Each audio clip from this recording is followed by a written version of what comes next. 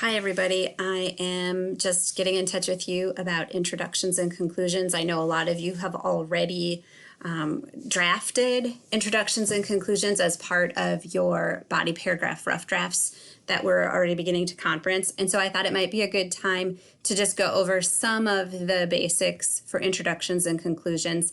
This is material that we go over every essay, and I'm kind of hoping that this is redundant for you, which would be a good thing.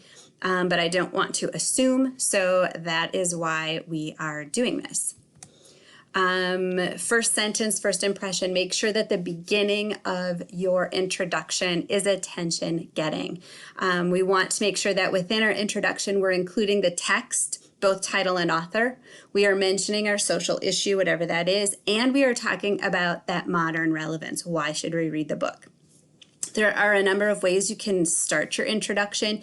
You can begin with a general statement related to your topic, a quotation that connects to your topic, or perhaps a story that illustrates your topic, attention grabbing, emotionally charged information, those kinds of things.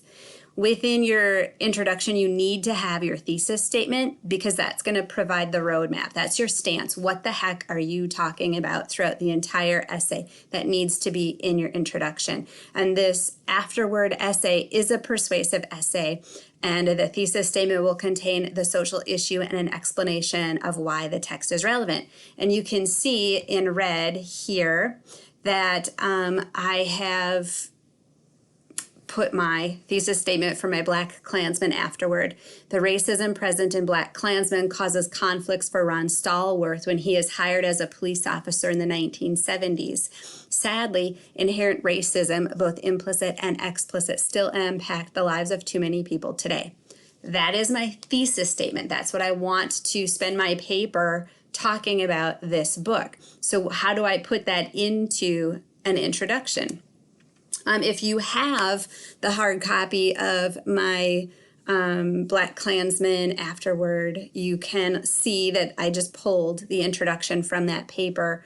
So I start out talking about my topic, racism, whether implicit or explicit is an issue that continues to plague America today. So I've got my issue and I have my modern relevance. I do spend a little bit of time defining what I mean by implicit and explicit racism.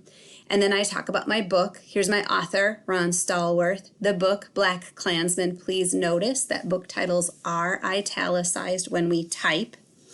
And then I talk about the book and how the racism in the book is still something that affects our world today. And then at the very end of my introduction is my thesis statement, which leads us then into that first body paragraph where I talk about the book.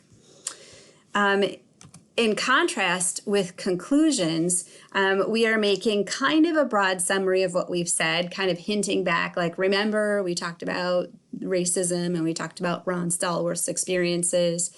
We kind of restate the essence of our thesis statement without copy pasting it. And then the most important part of that conclusion is that extension of your ideas into future applications. So the book was written about an experience in the 1970s. Why should we care today? What impact does that have on our lives and on the lives of others today?